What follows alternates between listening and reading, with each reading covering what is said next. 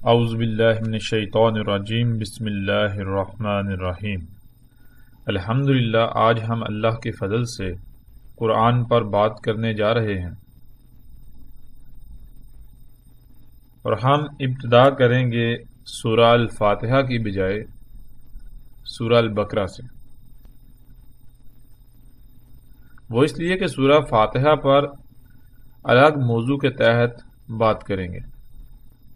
الف لام میم، الف لام میم یہ سورہ البقرہ کی پہلی آیت ہے، اور اس آیت کے بارے میں کچھ ایسی خود ساختہ باتیں پھیلا دی گئیں، ایسے عقائد و نظریات پھیلا دیے گئے کہ اس آیت سمیت قرآن میں 29 مقامات پر ایسی آیات آئی ہیں جنہیں حروف مقطعات کا نام دیا جاتا ہے، یعنی جس کے معنی ہیں ایسی آیات جن کو ٹکڑے ٹکڑے کر کے الگ الگ حروف میں پڑھنا۔ ان تمام 29 آیات کے بارے میں کسی کو علم نہیں سوائے اللہ کے۔ بعض لوگوں کا یہ کہنا ہے کہ ان آیات کا اللہ اور محمد علیہ السلام کے علاوہ کسی کو علم نہیں۔ ایک تیسرا طبقہ ایسا بھی ہے جن کا کہنا ہے کہ کچھ ایسی شخصیات گزری ہیں جنہیں ان آیات کا علم تھا، لیکن یا تو انہوں نے ان آیات کے علم کو آگے منتقل نہ کیا، یا پھر جنہیں منتقل کیا انہیں پر یہ سلسلہ رک گیا، تھم گیا۔ انہوں نے آگے ان آیات کا علم منتقل نہ کیا، جس وجہ سے نہ ہونے کے برابر لوگ ایسے ہیں یا ہو سکتے ہیں جنہیں ان آیات کا علم ہو۔ بہرحال مزید بھی کئی باتیں ایسی ہیں جو ان آیات کے بارے میں عام ہیں، لیکن جو سب سے زیادہ عام ہے وہ یہی عقائد و نظریات ہیں جو بیان کیے جا چکے ہیں۔ ان میں سب سے بڑا طبقہ وہ ہے جن کا کہنا یہ ہے کہ ان آیات کا اللہ اور اس کے رسول محمد علیہ السلام کے علاوہ کسی دوسرے کو علم نہیں ہے۔ یہ اللہ اور اس کے رسول کے درمیان، یعنی اللہ اور محمد علیہ السلام کے درمیان ہی کوئی پوشیدہ اسرار اور رموز پر مشتمل باتیں ہیں، اس لیے کسی دوسرے کو ان کے علاوہ علم نہیں ہے۔ اور اپنی بات کو سچا ثابت کرنی ہے، سورۃ آل عمران کی آیت نمبر 7 کا سہارا بھی لیتے ہیں۔ سورہ آل عمران کی آیت نمبر 7 کا سہارا لیتے ہوئے ان آیات کو متشابہات قرار دیتے ہیں اور ان آیات کے بارے میں بات کرنے والوں پر کفر تک کے فتوے داغ دیتے ہیں۔ حالانکہ حقیقت کیا ہے، ہم جیسے سے آگے بڑھیں گے تو حقیقت کھل کر واضح ہوتی چلی جائے گی۔ ان آیات کا جواب نہ ملنے کی صورت میں آج تک ایک بہت بڑی تعداد میں لوگوں نے اس بات کا سہارا لیا کہ یہ اللہ کا کلام کیسے ہو سکتا ہے، کیسے انسانوں سے اللہ کلام کر رہا ہے، یہ کیسی بات کر رہا ہے۔ پہلی ہی بات وہ کر رہا ہے کہ جس کا کسی کو علم تک نہیں۔ ایک طرف قرآن کو ہدایت کے لیے اتارنے کا دعویٰ، اور دوسری طرف ایسی آیات کے جن کا کسی کو علم ہی نہیں دیا۔ جب علم دینا مقصود ہی نہیں تھا تو پھر ایسی آیات کو اتارا ہی کیوں؟ مطلب یہ کہ اس طرح کے لا تعداد اعتراضات موجود ہیں، لیکن اصل سوال تو یہ پیدا ہوتا ہے کہ آخر اس کی اصل وجوہات کیا ہیں؟ کیا حقیقتاً ایسا ہی ہے کہ اللہ سبحانہ و تعالیٰ نے ان آیات کو بغیر کسی مقصد کے اتار دیا؟ اللہ نے ان کا کسی کو علم ہی نہیں دیا، گویا کہ یہ بغیر کسی مقصد کے اتار دی گئی۔ اور اگر ایسا نہیں ہے تو یہ خود کو علماء و مفسرین کہلانے والے، اللہ کے نمائندے بر قرآن کی ترجمانی کرنے والے، اللہ کے کلام کی ترجمانی کرنے والوں کو کس نے یہ حق دیا کہ وہ ان آیات کے بارے میں ایسے عقائد و نظریات گھڑ کر پھیلا دیں تاکہ کوئی ان سے سوال نہ کرے، اور سارے کے سارے الزامات اور ملبہ اللہ کی ذات پر ہی ڈال دیا جائے کہ وہی اس کا ذمہ دار ہے؟ یا پھر حقیقت یہ ہے کہ اصل قصوروار اور ذمہ دار یہی طبقہ ہے جنہیں لوگ آج تک سروں پر بٹھا کر رکھتے آئے ہیں؟ یعنی اللہ سبحانہ و تعالیٰ نے ایسا نہیں کیا کہ وہ ان آیات کو چھپاتا یا ان آیات کو اتارنے کا کوئی مقصد نہیں تھا، بلکہ ان لوگوں کی سمجھ میں نہ آئی۔ ان لوگوں کی سمجھ میں آئی تو انہوں نے الٹا الزام جو اللہ تعالیٰ کے اوپر عائد کر دیا، بھائی اللہ نے ہی ان کو چھپا کر رکھا ہے، بغیر کسی مقصد کے اتار دیا۔ بہرحال ان تمام تر باتوں، عقائد و نظریات کو ایک طرف رکھتے ہوئے ہم اپنے موضوع کی طرف آتے ہیں۔ قرآن کو سمجھنے کے لیے کچھ بنیادی باتوں کا سمجھنا بہت ضروری ہے۔ جب تک ہم ان باتوں کو سمجھ کر مد نظر نہیں رکھیں گے تب تک قرآن کا کھلنا ناممکن ہو جائے گا۔ اور ان میں سب سے پہلی بات یہ ہے کہ لفظ آیت، آیت کیا ہے، آیت کسے کہتے ہیں، یا آیت کا معنی کیا ہے؟ جب تک ہم لفظ آیت کو نہیں سمجھ لیتے تب تک قرآن کا سمجھنا بہت مشکل ہے، کیونکہ جب بھی آپ کوئی کام کرتے ہیں تو اس کام کے شروع کرنے سے پہلے کچھ بنیادی باتیں، کچھ اصول ایسے ہوتے ہیں جن کو سمجھنا ضروری ہوتا ہے، ورنہ بعد میں نقصان کا سامنا کرنا پڑ سکتا ہے۔ تو بالکل اسی طرح ہم قرآن کو شروع کرنے سے پہلے، ہم قرآن پر بات کرنے سے پہلے کچھ بنیادی باتیں، کچھ بنیادی اصول ہیں کہ جن کو ہم سامنے رکھتے ہوئے آگے بڑھیں۔ ان میں سب سے پہلا اصول یا سب سے پہلی بات لفظ آیت۔ آیت کیا ہے؟ اللہ سبحانہ و تعالیٰ نے قرآن میں صراحت کے ساتھ کہا کہ اللہ نے ہر شے سے اس کا جوڑا بنایا، جیسا کہ آپ سکرین پر نظر آنے والی اس آیت میں دیکھ سکتے ہیں۔ اس وقت سکرین پر آپ کو سورہ زاریات کی آیت نمبر 49 نظر آ رہی ہے، اور اس میں اللہ سبحانہ و تعالیٰ کہتے ہیں وَمِن كُلِّ شَيْءٍ خَلَقْنَا زَوْجَيْنِ، اور ہر شے سے خلق کیا ہم نے اس کا جوڑا۔ ناظرین، لفظ آیت کا جوڑا کیا ہے؟ جب ہم لفظ آیت کو سمجھ لیں گے تو اس کا جوڑا خود بخود ہی واضح ہو جائے گا۔ آیت کسے کہتے ہیں؟ آیت کہتے ہیں کسی شے کو ایسے بند کرنا کہ وہ ہر پہلو سے، ہر طرف سے چھپ جائے، مگر ایک چھوٹا سا حصہ، چھوٹا سا پہلو کھلا چھوڑ دیا جائے۔ کھلا چھوڑ دینا جو بالکل سامنے ہو، جس میں غور کرنے سے، یعنی اس کی گہرائی میں جانے سے، اس کے پیچھے پڑنے سے اس کی اصل تک پہنچ جانا، یعنی پوری کی پوری شے کا کھل کر ہر پہلو سے سامنے آ جانا۔ تو ناظرین، پوری شے کو بند کر دینا جس سے وہ چھپ جائے، اور اس میں سے جو چھوٹا سا حصہ سامنے کھلا چھوڑ دیا، جس میں غور کرنے سے، جس کی گہرائی میں جانے سے یا جس کے پیچھے پڑنے سے اصل شے کھل کر سامنے آ جائے، وہ جو چھوٹا سا حصہ ہے وہ آیت کہلاتا ہے۔ باقی ساری کی ساری شے چھپا دی گئی، بند کر دی گئی، مگر اس کا ایک چھوٹا سا پہلو، چھوٹا سا حصہ وہ بالکل سامنے رکھ دیا گیا، جس میں غور کرنے سے، جس کا باریک بینی سے جائزہ لینے سے، جس کی گہرائی میں جانے سے شے کھل کر واضح ہو جائے گی۔ یہ ہوتی ہے آیت۔ اس بات کو بیان کرنے، یعنی یہاں کھولنے کا مقصد ہی یہی تھا کہ اللہ نے اس قرآن میں آیات اتاری ہیں، نہ کہ بینات۔ اللہ سبحانہ و تعالیٰ ہی ان آیات کو بیان کرتا ہے، مگر کیسے کرتا ہے اس کو جاننا بھی بہت ضروری ہے۔ اللہ سبحانہ و تعالیٰ آیات کو بیان کرتا ہے جیسے اللہ کا قانون ہے۔ اللہ کیسے آیات کو بینات میں بدلتا ہے، اللہ کا وہ قانون کیا ہے، اس پر بھی آگے جا کر صراحت کے ساتھ بات ہوگی۔ لیکن یہاں جو بات ایک اور سامنے ہم نے رکھنی ہے وہ یہ کہ ہم نے کہا تھا کہ اللہ نے ہر شے سے اس کا جوڑا بنایا۔ تو جب ہم لفظ آیت سمجھ آ جائے، آیت کیا ہے، تو لامحالہ بہت ہی آسانی سے اس کا جوڑا کیا ہے وہ بھی سمجھ آ جاتا ہے۔ تو آیت جو لفظ ہے اس کا جوڑا کیا ہے؟ جوڑا ہے اس کا بین، لفظ بین۔ بین کہتے ہیں کسی شے کا ہر لحاظ سے، ہر پہلو سے کھل جانا، کھلا ہوا ہونا،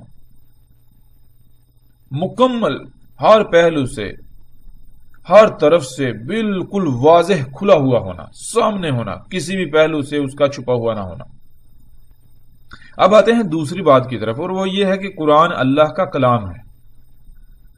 کلام عربی میں کہتے ہیں گفتگو کرنے کو، یعنی اللہ سبحانہ و تعالیٰ اس قرآن کے ذریعے انسانوں سے ہر دور میں، ہر وقت، ہر لمحے کلام کرتا ہے، یعنی گفتگو کرتا ہے، ان کی رہنمائی کرتا ہے، ان کو ہدایات دیتا ہے۔ قرآن اللہ کا کلام ہے جس میں تمام کی تمام آیات ہیں، یہ بات بھی ہمیں ذہن میں رکھنی ہے۔ یعنی اس قرآن میں اللہ سبحانہ و تعالیٰ نے جو کچھ بھی بیان کیا، اصل کو، جو اصل ہے اس کو ہر پہلو سے ایسے بند کر دیا کہ وہ مکمل طور پر چھپ گیا، مگر اس کا چھوٹا سا پہلو، چھوٹا سا حصہ بالکل کھول کر سامنے رکھا، جسے آیت کہتے ہیں۔ اور یہ جتنی بھی قرآن میں آیات ہیں، قرآن اللہ کا کلام ہے، یعنی اللہ کی گفتگو ہے، اللہ کے الفاظ ہیں، اللہ کی بات ہے، تو پھر اللہ ہی کو علم ہے کہ اللہ نے کیا کچھ بند کر دیا،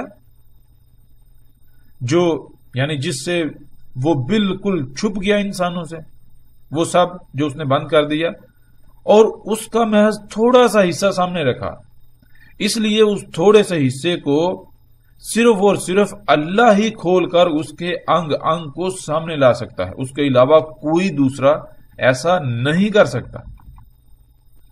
کوئی بھی دوسرا ایسا نہیں ہے کہ جس میں یہ صلاحیت ہو، اس لیے کیونکہ قرآن اللہ کا کلام ہے تو اللہ ہی کو علم ہے کہ اس نے کیا چھپایا اور کیا سامنے رکھا، اور ایک بہت بڑا حصہ چھپا دیا گیا، صرف چھوٹا سا حصہ، چھوٹا سا پہلو جو ہے وہ سامنے رکھا گیا، جنہیں آیات کہتے ہیں۔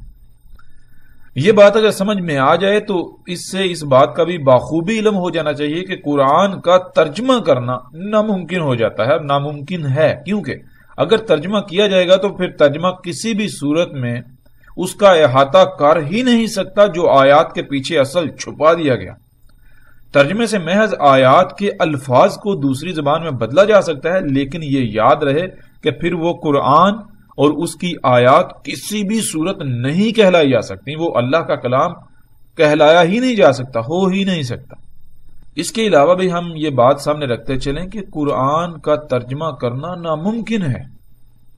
اس کی وجہ یہ ہے کہ ترجمہ کہتے کسے ہیں؟ جب ہم یہ جان لیں گے ترجمہ کسے کہتے ہیں تو ہم پر یہ بات بھی بالکل کھل کر واضح ہو جائے گی کہ واقعتاً حقیقت یہی ہے کہ قرآن کا ترجمہ کرنا بالکل ناممکن ہے، ترجمہ ہو ہی نہیں سکتا۔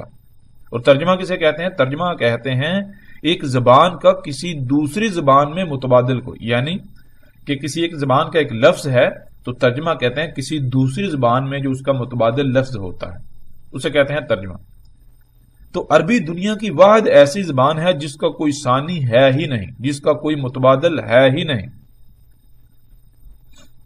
جب عربی کا کوئی متبادل ہے ہی نہیں، اس کا کوئی ثانی ہے ہی نہیں، تو پھر ظاہر ہے ترجمہ تو بالکل ناممکن ہو جاتا ہے، ترجمہ ہو ہی نہیں سکتا۔ اس کی مثال آپ یوں لے لیں کہ قرآن ہی میں آپ دیکھیں کہ سورت الانفال،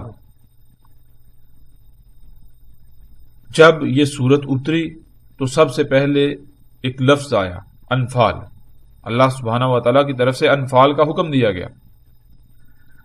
اب چونکہ اگر دیکھا جائے آج جو عربی بولی جاتی ہے، جو عربی آج دنیا میں موجود ہے، وہ تو اصل عربی ہے ہی نہیں۔ کیوں؟ مثال کے طور پر لفظ انگلش کا لفظ ہے ٹیکنالوجی، وہ عرب لہجے میں بولا جا رہا ہے ٹیکنالوجی۔ اسی طرح آپ دیکھ لیں جتنی بھی اشیاء ہیں جو کچھ دنیا میں ایگزسٹ کر رہا ہے، وہ سارے کا سارا مختلف زبانیں، یعنی انگلش کے الفاظ ہیں، ان کو عربی لہجے کے اندر بولا جا رہا ہے، اور اکثریت یہی سمجھتی ہے کہ بھائی وہ عربی ہے۔ اور آگے اگر آئندہ آنے والی نسلیں جو ہیں ان کو نہ یہ چیزیں، یہ باتیں نہ بتائی جائیں تو لامحالہ وہ تو یہی سمجھیں کہ یہ ٹیکنالوجی اور اس طرح جتنے بھی الفاظ ہیں یہ سارے عربی کے الفاظ ہیں، حالانکہ کیا حقیقت یہی ہے؟ حقیقت تو بالکل مختلف ہے، اس کے بالکل برعکس ہے۔ بالکل اسی طرح آج جو عربی بولی جاتی ہے وہ عربی نہیں ہے، جس کو اللہ سبحانہ و تعالیٰ نے عربی کہا، جو عربی اصل ہے وہ عربی یہ نہیں ہے۔ یہ عربی کے نام پر مختلف زبانوں کے الفاظ کا مجموعہ اکٹھا ہوا ہے، اس کا عربی کے ساتھ کوئی تعلق نہیں، جس کو آج عربی کہا جاتا ہے۔ تو اب تھوڑا جاتے ہیں ہم پیچھے جائیں۔ جب قرآن اتر رہا تھا اس وقت خالص، یعنی کہ خالص عربی موجود تھی، بہت حد تک خالص عربی موجود تھی، بڑے بڑے عرب دان موجود تھے، عربی پر مہارت رکھنے والے موجود تھے۔ اس کے باوجود ایک لفظ آتا ہے انفال، انفال کا حکم آ گیا، انفال کرو۔ تو آگے سے بڑے بڑے عرب دان جو ہیں وہ بھی گونگے ہو جاتے ہیں، ان کی زبانیں بالکل بند ہو جاتی ہیں۔ بھائی انفال کیا ہے؟ ہم نے تو آج تک لفظ انفال سنا ہی نہیں۔ اب یا تو ہم یہ کہہ دیں کہ انفال عربی کا لفظ ہی نہیں، اور اگر عربی کا لفظ ہے تو ہمیں یہ دیکھنا چاہیے کہ اس وقت کے عرب جو خالص عربی جاننے کے دعوے دار تھے، جو اس وقت جو خالص عربی تھی، کوئی دوسرے کلچر، دنیا گلوبل ولیج نہیں تھی ان کے ساتھ، یعنی کہ وہ مکس اپ نہیں ہوا تھا کہ جس کی وجہ سے بندہ کہا جائے کہ عربی کے اندر وہ ملاوٹ تھی، وہ چیز بھی نظر نہیں آتی۔ اس کے باوجود ایک لفظ انفال آتا ہے، سب کے سب خاموش۔ بھائی انفال کیا ہے؟ اب یہ بھی انکار نہیں کیا جا سکتا کہ یہ عربی کا لفظ ہی نہیں، بھائی لفظ تو عربی کا ہے، لیکن کسی کو علم ہی نہیں۔ اب ایک لفظ انفال کی وضاحت کے لیے، ایک لفظ انفال کی وضاحت کے لیے پوری کی پوری سورت انفال جو ہے وہ اتری۔ یعنی آپ جب غور کریں تو صرف ایک لفظ انفال کیا ہے اس کی وضاحت کرنے کے لیے عربی ہی کے اندر ایک پوری اتنی لمبی چوڑی سورت آ گئی، سورہ الانفال جسے ہم جانتے ہیں۔ سورہ انفال کیا ہے؟ سورہ انفال جو ہے وہ پوری کی پوری سورت جو ہے وہ صرف ایک لفظ انفال کی وضاحت ہے، یہ ہے عربی۔ تو جب حقیقت یہ ہے جو کہ ہم جان چکے ہیں، تو پھر کسی بھی لحاظ سے، کسی بھی پہلو سے یہ کس طرح ممکن ہو سکتا ہے کہ قرآن کا ترجمہ کیا جا سکے، کسی دوسری زبان میں قرآن کو بطور متبادل پیش کیا جا سکے؟ یہ تو ناممکن ہے، ہو ہی نہیں سکتا۔ اس کے باوجود اگر ترجمہ کیا جائے گا تو یہ بات جان لینی چاہیے کہ عربی میں اوپر اللہ کا کلام اور نیچے ترجمے کی شکل میں شیطان کا کلام موجود ہوگا۔ اب شیطان، جو کہ اکثریت یہ سمجھتی ہے کہ شیطان ایک فرد واحد ابلیس ہے، جن ہے، لیکن حقیقت یہ نہیں ہے۔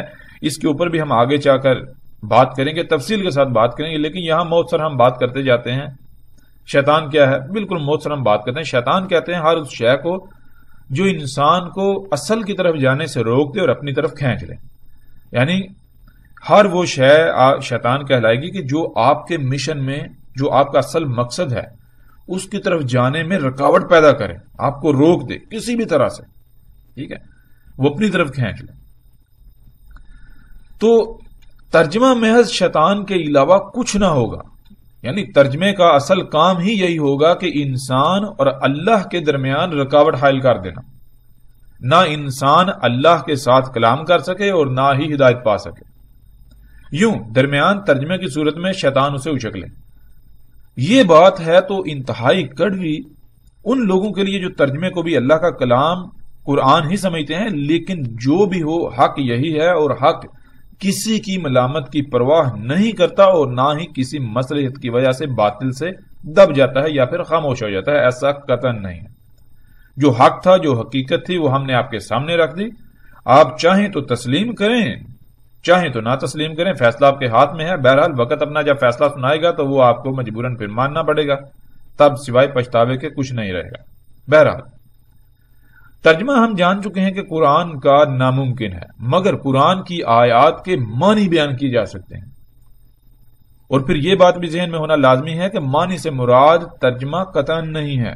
اکثر لوگ معنی سے مراد ترجمہ لے لیتے ہیں، اس لیے یہاں اس بات کا واضح ہونا بہت ضروری ہے تاکہ کوئی بھی کسی بھی غلط فہمی کا شکار نہ ہو، نہ ہی ہماری بات کو وہ توڑ مروڑ کر پیش کر سکے، اس سے کچھ اور بات اخذ کر سکے۔ اس لیے ہم اس بات کو بھی یہاں پر واضح کر دیتے ہیں۔ معنی کسی لفظ کو دوسری زبان میں سمجھنے یا سمجھانے کی غرض سے استعمال ہونے والے الفاظ کے مجموعے کو کہتے ہیں، جس میں اکثر مثالوں کا بھی سہارا لیا جاتا ہے۔ یوں وہ مثالیں جن سے لفظ کو سمجھا جائے وہ معنی کا حصہ کہلاتی ہیں۔ یہ ہے معنی کی تعریف۔ الحمدللہ اب تک دو باتیں ہماری واضح ہو چکی۔ پہلی لفظ آیت کے بارے میں اور اس کا جوڑا بین، دوسری قرآن کا اللہ کا کلام ہونا۔ اب آتے ہیں تیسری کی طرف۔ تیسری بات ہے قرآن الحکیم ہے، اور اس کا قرآن میں نہ صرف صراحت کے ساتھ کئی مقامات پر ذکر ہے قرآن کا الحکیم ہونا، بلکہ قرآن میں درجنوں مقامات پر اللہ سبحانہ و تعالی نے اپنے لیے لفظ الحکیم استعمال کیا۔ تو جب اللہ الحکیم ہے تو پھر یہ کیسے ممکن ہے کہ اس کا جو بھی کام ہے، اس کا جو کلام ہے، اس میں حکمت نہ ہو؟ یہ تو ممکن ہی نہیں۔ یعنی کہ وہ جو بھی اس کا کام ہوگا، جو بھی اس کا کام ہوگا، جو اس کا امر ہوگا، وہ کلام کرے گا، جو وہ بات کرتا ہے، اس میں حکمت ہی حکمت ہونی چاہیے۔ حکمت ہی حکمت ہے، اس میں کچھ شک نہیں۔ رائی برابر بھی اس میں ہم یعنی اس پہلو کو ہم نظر انداز نہیں کر سکتے۔ اور قرآن میں درجنوں آیات جو ہیں اس بات کی گواہی دے رہی ہیں، اور یہ آیات آپ سکرین پر دیکھ بھی سکتے ہیں۔ اور اس کے علاوہ ہر خاص و عام یہ بات جانتا ہے، اور ہم روزانہ کی بنیاد پر کہتے ہیں جو قرآن الحکیم، قرآن الحکیم، قرآن الحکیم کیوں کہتے ہیں؟ ظاہر ہے قرآن الحکیم ہے تو اسے حکیم کہتے ہیں نا۔ کیوں؟ قرآن اللہ کا کلام ہے، اللہ الحکیم ہے، تو ظاہر بات ہے اس کا کلام جو ہے وہ بھی الحکیم ہوگا، اس میں بھی حکمت ہوگی، بغیر حکمت کے تو ہو ہی نہیں سکتا۔ بہرحال یہاں سوال یہ پیدا ہوتا ہے کہ الحکیم کے معنی کیا ہے؟ الحکیم کیا ہے؟ الحکیم کسے کہتے ہیں؟ الحکیم حکمہ سے ہے، اور حکمہ کسے کہتے ہیں؟ حکمہ کو جاننا بہت ضروری ہے۔ حکمہ کہتے ہیں کہ علم جس مقصد کے لیے ہو، اس علم کو اس مقصد کے لیے اس طرح استعمال کرنا کہ مطلوبہ نتائج حاصل ہو جائیں۔ مثال کے طور پر آپ نے کھانے کے لیے پلاؤ بنانا ہے، پلاؤ بنانے کے لیے کیا کیا اور کتنا کتنا درکار ہے وہ علم کہلائے گا۔ مثلا جیسے کہ آگ، برتن، گھی، نمک، مرچ، مسالے، چاول، گوشت، پانی وغیرہ۔ اس علم کو کب، کتنا، کیسے اور کیوں استعمال کیا جائے کہ بہترین پلاؤ جو کہ مطلوبہ نتیجہ ہے وہ تیار ہو جائے، وہ سامنے آ جائے، یہ حکمہ کہلاتی ہے۔ جس میں یہ شے موجود ہو اس کو حکیم کہا جاتا ہے۔ مثلا کب آگ جلانی ہے، کتنی تیز جلانی ہے، کب برتن رکھنا ہے، کتنا گرم کرنا ہے، کب گھی ڈالنا ہے، کتنا ڈالنا ہے اور کتنا گرم کرنا ہے، اور اسی طرح کب کب کون کون سی اشیاء اور کتنی کتنی ڈالنی ہے، کتنا کتنا انہیں پکانا ہے کہ بہترین مطلوبہ نتائج حاصل ہوں، یعنی پلاؤ تیار ہو جائے۔ اب ایسا قطعاً نہیں ہو سکتا کہ چاولوں کی جگہ گوشت اور گوشت کی جگہ چاول یا کچھ اور ڈال دیا جائے، بلکہ ہر شے کو اس کے مقام پر رکھا جائے گا، رائی برابر بھی کمی، زیادتی یا کسی بھی قسم کی تبدیلی نہیں کی جائے گی۔ اس کو حکمہ کہتے ہیں، ورنہ حکمہ نہیں کہلائے گی، اور ایسا کرنے والا حکیم کہلا ہی نہیں سکتا۔ قرآن کو اللہ سبحانہ و تعالیٰ نے الحکیم کہا، اللہ سبحانہ و تعالیٰ نے درجنوں مقامات پر خود کو الحکیم کہا۔ جب اللہ الحکیم ہے تو قرآن اس کا کلام ہے، تو بلا شک و شبہ قرآن الحکیم ہے۔ یعنی اس قرآن میں اللہ سبحانہ و تعالیٰ نے جو جو الفاظ استعمال کیے، جہاں جہاں استعمال کیے، ان میں کسی بھی قسم کی کوئی بھی تبدیلی ممکن نہیں ہے، ورنہ قرآن کے الحکیم ہونے کا کفر ہوگا۔ اسی طرح ہر لفظ کو جب تک صحیح سے سمجھ نہ لیا جائے تب تک آگے نہیں بڑھا جا سکتا، ورنہ پھر وہی بات کہ قرآن کے الحکیم ہونے کا نہ صرف کفر ہوگا بلکہ قرآن کسی بھی صورت نہیں کھلے گا، اور الٹا گمراہی کے سوا کچھ بھی ہاتھ نہیں آ سکتا۔ اس لیے قرآن کے الحکیم ہونے کو نہ صرف تسلیم کرنا لازم ہے بلکہ ہر وقت یہ بات ذہن میں ہونا ضروری ہے کہ قرآن میں اللہ سبحانہ و تعالیٰ نے جو جو الفاظ استعمال کیے، جیسے جیسے استعمال کیے اور جہاں جہاں استعمال کیے، ان میں رائی برابر بھی تبدیلی ممکن نہیں ہے، اور نہ ہی ان میں کسی قسم کی کوئی کمی یا کوئی زیادتی کی جا سکتی ہے، اور نہ ہی ان میں باریک سے باریک فرق کو بھی نظر انداز کیا جا سکتا ہے۔ اگر دو یا دو سے زائد الفاظ بلا شک و شبہ ملتے جلتے بھی ہوں، لیکن اگر ان میں رائی برابر بھی فرق ہو تو اس فرق کو کسی بھی صورت نظر انداز نہیں کیا جائے گا، کیونکہ قرآن الحکیم ہے۔ اللہ سبحانہ و تعالیٰ نے اگر وہ فرق رکھا تو لازم ہے، اس کی ضرورت تھی۔ اگر ہم چھوڑ دیتے ہیں، چھوڑ دیا جاتا ہے، تو کسی بھی صورت ہم اللہ کی بات کو نہیں سمجھ سکتے، اللہ نے جو کہا وہ نہیں سمجھ سکتے، ہم الٹی اور طرف چلے جائیں گے۔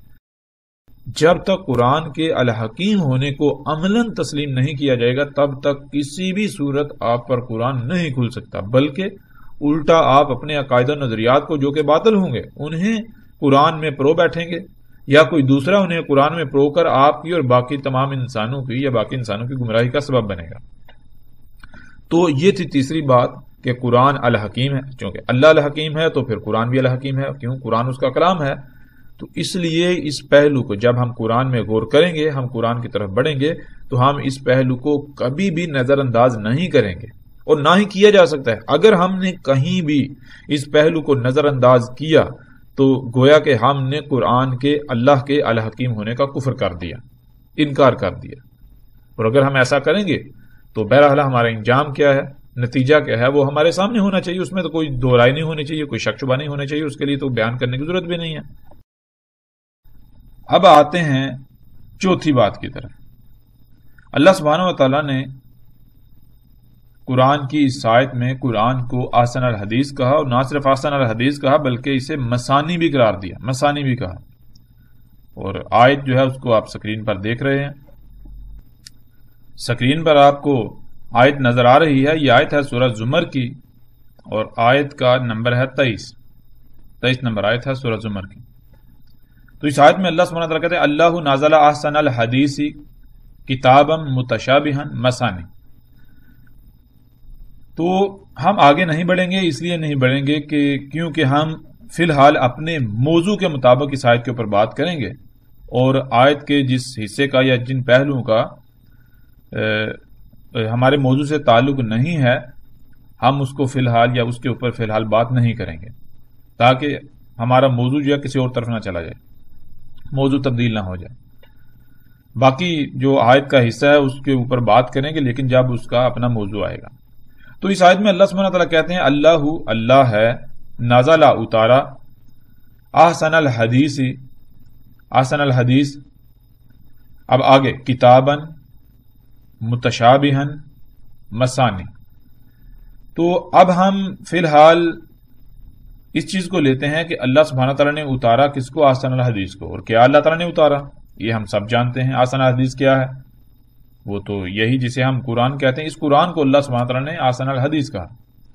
بہرحال بیچ میں کتاباً آتا ہے، متشابہاً آتا ہے، آگے آ جاتا ہے مثانی۔ بہرحال تو اللہ سبحانہ تعالیٰ نے کیا اتارا یہ ہم جانتے ہیں کہ یہ قرآن اتارا۔ اس قرآن کو اللہ سبحانہ تعالیٰ نے احسن الحدیث کہا، احسن الحدیث بھی کہا، اور نہ صرف احسن الحدیث کہا بلکہ اس کو مثانی بھی کہا۔ اب سوال یہ پیدا ہوتا ہے کہ مثانی کسے کہتے ہیں؟ لیکن یہاں ایک اور بات ذہن میں رکھنی چاہیے کہ قرآن جو ہے یہ مثانی ہے، اللہ سبحانہ تعالیٰ نے اسے مثانی کہا، اور اس کا مثانی ہونا جب ہم اس بات کو تسلیم کریں گے تو پھر کیا اللہ تعالیٰ آگے دیکھیں آیت کے اگلے حصے میں آخر سے تھوڑا سا پہلے، ذالک ھدی اللہ یہدی بہ من یشاء، وہی رہنمائی تھی جو اللہ کر رہا ہے، اللہ رہنمائی کر رہا ہے بھی اس کے ساتھ، من یشاء جو اس نے قانون بنا دیا۔ یعنی اللہ سبحانہ و تعالی کیسے ہدایت دیتا ہے، کسی کی رہنمائی کیسے کرتا ہے؟ اللہ سبحانہ تعالیٰ نے ایک قانون بنا دیا، جب تک اللہ سبحانہ تعالیٰ کے قانون کو فالو نہیں کیا جائے گا، اس قانون کے اوپر پورا نہیں اترا جائے گا تو ہدایت نہیں مل سکتی۔ اللہ سبحانہ تعالیٰ نے جو قوانین بنا دیے، اللہ تعالیٰ اگر گمراہ کرتا ہے تو جو اس نے قانون بنا دیا ہدایت دیتا ہے، جو اس نے قانون بنا دیا، جو اس کے قانون کو فالو کرے گا ہدایت پا جائے گا، جو اس کے قانون کے خلاف چلے گا لا محالہ وہ گمراہ ہوگا۔ جیسے مثال کے طور پر آپ ایک روڈ پر جا رہے ہیں، آپ نے کہ منزل پر جانا ہے، رستے میں اگر جو سائن بورڈز ہیں ان کو آپ فالو کرتے جائیں گے تو آپ بآسانی بالکل رستے کے اوپر رہیں گے اور منزل پر پہنچ جائیں گے۔ اگر آپ وہ سائن بورڈز ہیں یعنی جو قانون بنا دیا ان کو فالو نہیں کریں گے تو لا محالہ رستے میں ایکسیڈنٹ بھی ہو سکتا ہے، کچھ بھی ہو سکتا ہے، کسی اور طرف نکل سکتے ہیں، یعنی دال ہو سکتے ہیں، رستے سے ہٹ سکتے ہیں۔ تو بالکل اسی طرح اللہ سبحانہ تعالیٰ نے جو قانون بنا دیا، اور وہ قانون کیا ہے ابھی ہم پہلے سے جان لیں۔ اللہ سبحانہ تعالیٰ نے اس قرآن کو نہ صرف احسن الحدیث کہا بلکہ اسے مثانی بھی کہا۔ تو جب تک یہ ہے اللہ کا قانون، جب تک ہم اس کا مثانی ہونا ذہن میں نہیں رکھیں گے یا ہم نہیں سمجھیں گے، ہمیں اس کا علم نہیں ہوگا، اس بات کا خیال نہیں رکھیں گے، تو دنیا کی کوئی طاقت ہمیں ہدایت نہیں دے سکتی، ہمیں گمراہی سے نہیں روک سکتی، نہیں بچا سکتی۔ تو یہ ہے ہماری جو چوتھی بات تھی، وہ یہ تھی کہ قرآن المثانی ہے۔ اب اصل سوال یہ ہے کہ مثانی کیا ہے، یا مثانی کے معنی کیا ہے، مثانی کسے کہتے ہیں؟ مثانی کہتے ہیں ایک کے بعد آنے والی اس سے مشروط دوسری شے کو، جس کے آنے سے ان دونوں کا آپس میں ربط قائم ہو جائے۔ مثلا جیسے ایک کے بعد اگر 3 آئے گا یا 4 5 6 کچھ بھی آ جائے تو 1 اور 3 یا 1 اور اس کے علاوہ جو کچھ آگے آئے گا ان کا آپس میں کوئی ربط قائم نہیں ہو سکتا، کیونکہ ایک کے بعد اس کا دوسرا 2 ہی ہے۔ جب ایک کے بعد 2 آئے گا تو دونوں کا آپس میں ربط قائم ہو جائے گا۔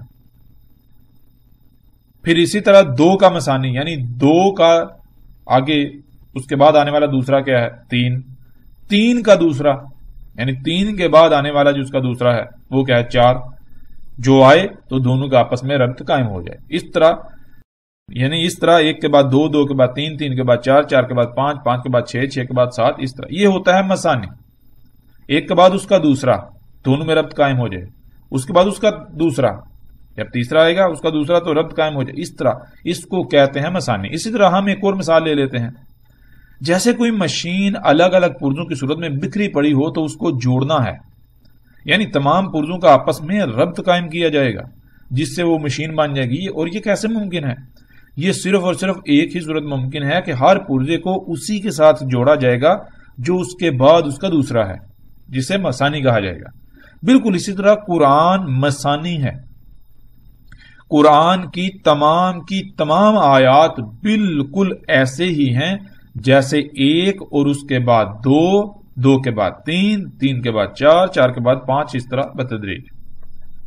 اور اگر ہم نے ایسا کیا کہ ایک کے بعد تین لانے کی کوشش کی، یعنی کہ آیات آپس میں مثانی نہیں ہو رہی، قرآن مثانی نہیں بن رہا، مثانی نہیں ہو رہا، تو پھر اس کا مطلب یہ ہے کہ ہم اللہ نے جو قانون بنا دیا، جس قانون کے اندر رہتے ہوئے اس کو فالو کرتے ہوئے ہم ہدایت پا سکتے ہیں، تو لا محالہ ہم گمراہی کا ہی سودا کریں گے. ہمیں دنیا کی کوئی طاقت گمراہی سے، رستے سے ہٹنے سے نہیں بچا سکتی. تو یہ بات ذہن میں رکھیں کہ جب بھی آیات کا آپس میں ربط ٹوٹ جائے، جب بھی ربط قائم نہ ہو رہا ہو، تو اس کا مطلب یہ ہے کہ آپ غلط سمت میں جا رہے ہیں. ایسا ہرگز نہیں ہے کہ ایک کے بعد تین آ جائے، چار آ جائے، پانچ آ جائے یا کچھ اور آ جائے. کوئی ہنسا نہیں آئے گا، بلکہ ایک کے بعد دو ہی آئے گا، اور دو کے بعد تین، تین کے بعد چار. پھر جیسے مشین کے جوڑنے کے لیے اس کے پرزوں کو جوڑا جاتا ہے، تو مشین کے مختلف حصے وجود میں آتے ہیں پہلے، پھر ان حصوں کو جوڑا جاتا ہے آپس میں، مشین وجود میں آتی ہے.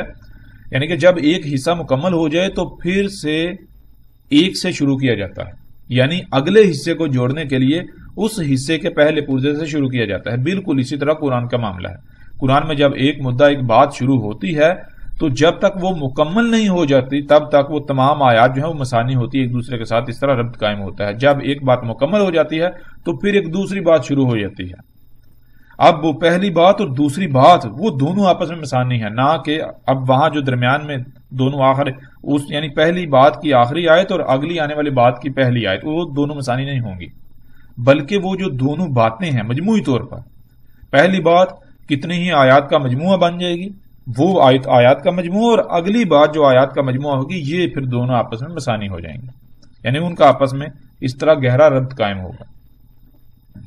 پھر اسی طرح آگے تیسری بات، چوتھی بات.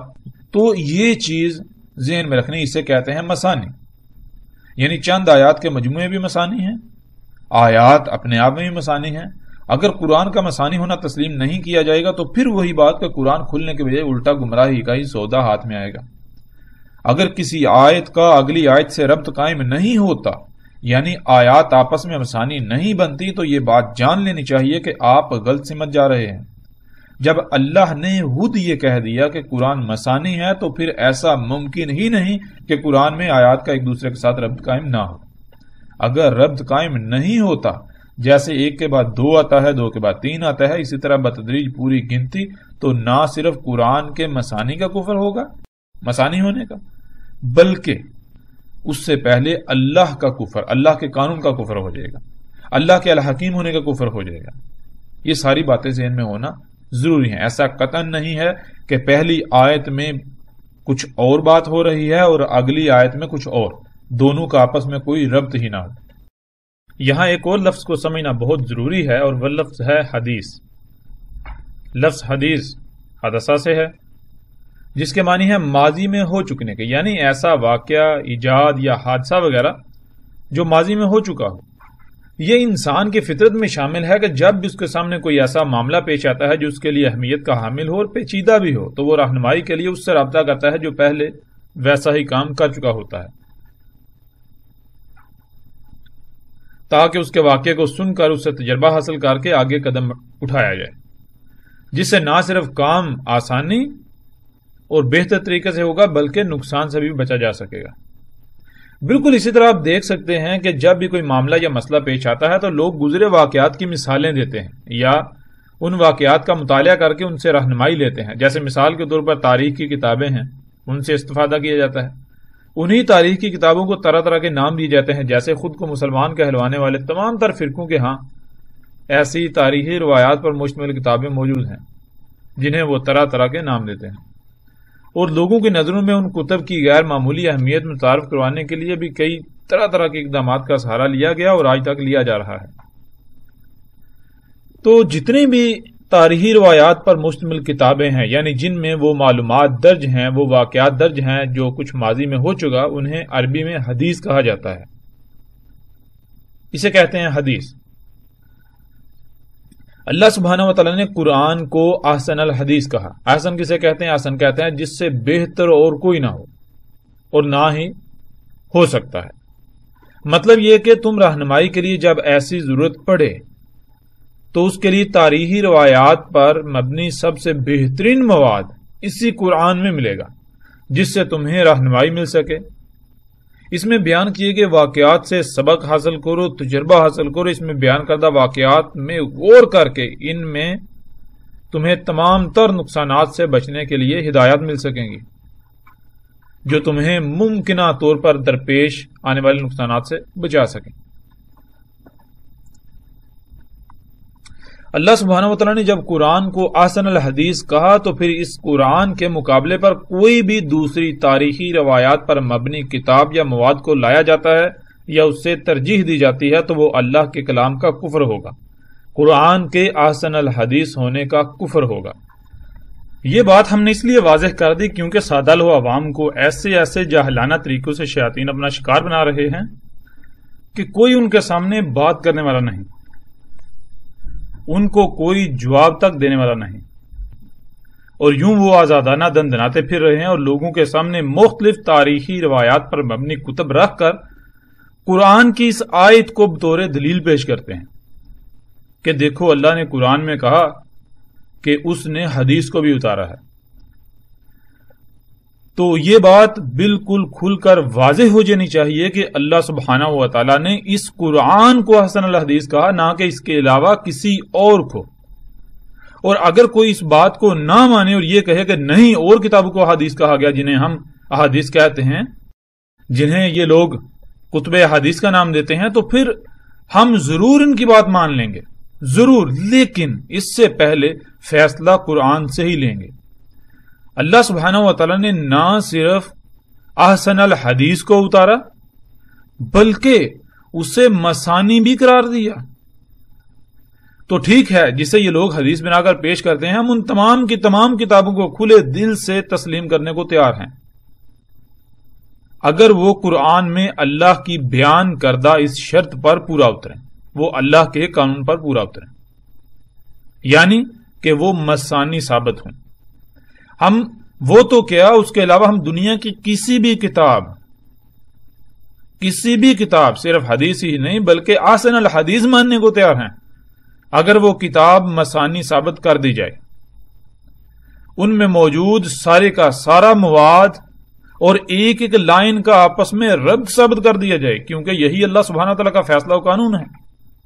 اور پھر اللہ سبحانہ و تعالیٰ نے یہ کہا کہ اللہ سبحانہ تعالیٰ نے اتارا احسن الحدیث کو، یعنی ایسی حدیث جس سے اوپر کوئی اور ہو ہی نہیں سکتی. یعنی کہ اگر کسی سے بھی تم موازنہ کر لو، کسی سے بھی موازنہ کر لو تو کوئی بھی اس کے اوپر ثابت ہو ہی نہیں سکتی، کوئی اس کا ثانی بن ہی نہیں سکتا. تو اگر ان شرائط کے اوپر وہ چیزیں پورا اترتی ہیں تو ہم تسلیم کرنے کو تیار ہیں. لیکن سب سے پہلی بات یہ ہے کہ اگر کوئی دوسری کتاب، کوئی دوسری شے قرآن کے سامنے آ جاتی ہے، وہ احسن الحدیث ہو جاتی ہے، تو پھر قرآن آٹومیٹکلی نیچے آ جاتا ہے. پھر قرآن کو کہاں لے کر جائیں گے؟ پھر قرآن تو احسن الحدیث نہ ہوا، پھر قرآن کی تو اپنی کوئی ویلیو، مقام تو رہا ہی نہیں.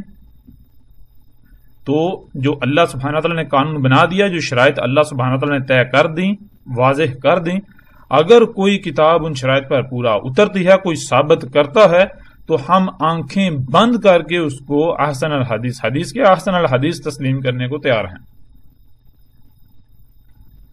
لیکن پھر وہی بات، یہ بات جان لینی چاہیے کہ اللہ سبحانہ و تعالیٰ نے قرآن کو احسن الحدیث کہا.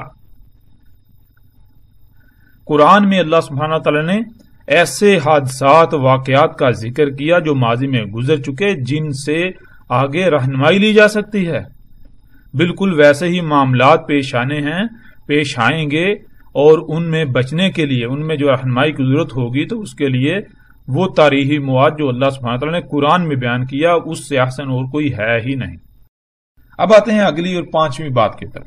پانچویں بات یہ ہے کہ قرآن میں اللہ سبحانہ تعالیٰ نے قرآن کے نزول سے لے کر، اس کے اتارے جانے سے لے کر سات کے قیام تک، ہر وقت، ہر دور، حتیٰ کہ ایک ایک لمحے کے لیے ہدایات کو نہ صرف ہر پہلو سے پھیر پھیر کر بیان کر دیا، بلکہ مسئلوں سے بیان کیا،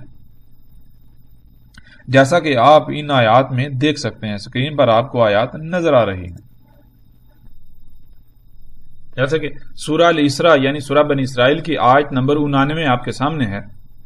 اس میں اللہ سبحانہ وتعالیٰ کہتے ہیں وَلَقَدْ صَرَفْنَا لِلنَّاسِ فِي هَذَا الْقُرْآنِ مِنْ كُلِّ مَثْلٍ فَأَبَىٰ أَكْثَرُ النَّاسِ إِلَّا كُفُورًا، یعنی کہ اس میں کیا اللہ سبحانہ وتعالیٰ کہہ رہے ہیں؟ اللہ سبحانہ وتعالیٰ کہہ رہے ہیں وَلَقَدْ، اور تحقیق کے، یعنی تم اپنے گھوڑے دوڑا لو، اپنی طرف سے پوری تحقیق کر لو، جتنا جی چاہے باغ دوڑ کر لو، یہی نتیجہ تمہارے سامنے آئے گا، اینڈ پروڈکٹ اینڈ ریزلٹ یہی آئے گا۔ وہ کیا؟ یہ بات تمہارے سامنے آئے گی۔ صرفنا، صرفہ کسے کہتے ہیں؟ صرف کہتے ہیں کہ کسی بھی شے کو یعنی کہ ہر لحاظ سے گھما پھرا کر، ہر طرف سے، ہر پہلو سے بار بار یعنی کہ سامنے لے آنا، سامنے لے آنا، بار بار سامنے لے آنا، بار بار سامنے لے آنا۔ وَلَقَدْ صَرَفْنَا لِلنَّاسِ، انسانوں کے لیے، انسان کسے کہتے ہیں؟ ناس کسے کہتے ہیں؟ بھولے ہوئے، بھولے ہوئوں کے لیے۔ فی ہاذ القرآن، اس قرآن میں، ہاذ القرآن، اس قرآن میں۔ اب یہاں ایک اور بھی بات ہے، وہ بہرحال الگ موضوع ہے، وہ یہ ہے کہ جب یہاں پر فی ہاذ القرآن ہو رہا ہے یعنی کہ ہاذ القرآن، یہ قرآن، تو اس کا مطلب ہے کوئی اور قرآن بھی ہے، بہرحال اس کے اوپر بعد میں بات ہوگی الگ موضوع کے تحت۔ تو یہ اللہ سبحانہ وتعالیٰ کہتے ہیں فی ہاذ القرآن من کل مثل، تمام کی تمام مسئلوں سے، تمام کے تمام مسئلوں سے۔ فابا، پس انکار کر دیا، اکثر الناس، انسانوں کی اکثریت نے، بھولے ہوئوں کی اکثریت نے، الا کفورا، مگر کفر کیا، یعنی کہ انہوں نے اس بات کی، اس چیز کی قدر ہی نہیں کی۔ جس مقصد کے لیے ہم نے یہ سب کچھ مسئلوں سے ہر طرف سے پھیر پھیر کر ان کے سامنے لے آئے، انہوں نے اس سے سمجھنے کے بجائے، اس سے ہدایت حاصل کرنے کے بجائے، انہوں نے الٹا وہی روش اختیار کی، اس کی کوئی قدر ہی نہیں کی۔ پھر آگے اگلی آیت میں دیکھیں اللہ سبحانہ وتعالیٰ یہی بات کرتے ہیں وَلَقَدْ صَرَفْنَا فِي هَذَا الْقُرْآنِ لِلنَّاسِ مِنْ كُلِّ مَثَلٍ وَكَانَ الْإِنسَانُ أَكْثَرَ شَيْءٍ جَدَلًا۔ آیت کا پہلا حصہ وہی ہے، اگلے حصے میں اللہ سبحانہ وتعالیٰ نے آگے ایک دوسری چیز جو ہے وہ جوڑ دی۔ دوسری بات یہ ہے کہ وَكَانَ، اور تھا، الْإِنسَانُ، انسان، اکثر شیئن، اشیاء کی اکثریت، معاملات کی اکثریت میں، اکثر معاملات میں، جادلہ، جھگڑالو، جھگڑا کرنے والا، نہ بات کو ماننے والا، آگے سے اپنی طرح طرح کی من گڑت دلیلیں دینے والا، طرح طرح سے باتیں بنا کر حق کا انکار کرنے والا، جو بات اللہ سبحانہ وتعالیٰ نے بیان کر دی اس کا انکار کرنے والا۔ ان آیات کے اوپر پوری تفصیل سے بھی بات کریں گے، لیکن آگے جا کر اپنے موضوع کے تحت فی الحال ہم جو ہمارا موضوع ہے، یعنی جو ہم بات کرنا چاہ رہے ہیں، ہم اس کے اوپر بات کریں گے۔ وہ موضوع ہمارا یہ تھا، ہماری وہ پانچویں بات تھی، وہ یہ تھی کہ اللہ سبحانہ وتعالیٰ نے قرآن میں مسئلوں سے بیان کیا ہے، مسئلے بیان کیے اللہ سبحانہ وتعالیٰ نے۔ کیا بیان کیا اللہ سبحانہ وتعالیٰ نے؟ قرآن میں مسئلے بیان کی، اور ہم اس وقت تک نہیں سمجھ سکتے ان آیات کو جب تک کہ ہم لفظ مسل کو نہ سمجھ لیں۔ مسل کسے کہتے ہیں؟ مسل لفظ کو سمجھنا بہت ضروری ہے۔ مسل کہتے ہیں ایک شے ہو بالکل اسی کی طرح کی ایک دوسری شے، جسے انگلش میں آپ کاربن کاپی یا فوٹو کاپی کہتے ہیں۔ یعنی اللہ سبحانہ و تعالیٰ نے قرآن میں پہلی اقوام کے قصے بیان نہیں کیے، کہانیاں بیان نہیں کی، بلکہ قرآن کے نزول سے لے کر ساتھ کے قائم ہونے تک جتنے بھی انسان آئیں گے، جیسے بھی حالات و واقعات آئیں گے، انہی کے حالات و واقعات بیان کیے، انہی کا ذکر کیا، لیکن مسئلوں سے، یعنی ماضی میں جو کچھ بھی ہوا اس میں سے وہ اور بالکل ایسا ہی بیان کیا جو قرآن کے نزول سے لے کر قیامت الساعہ تک ہونا تھا۔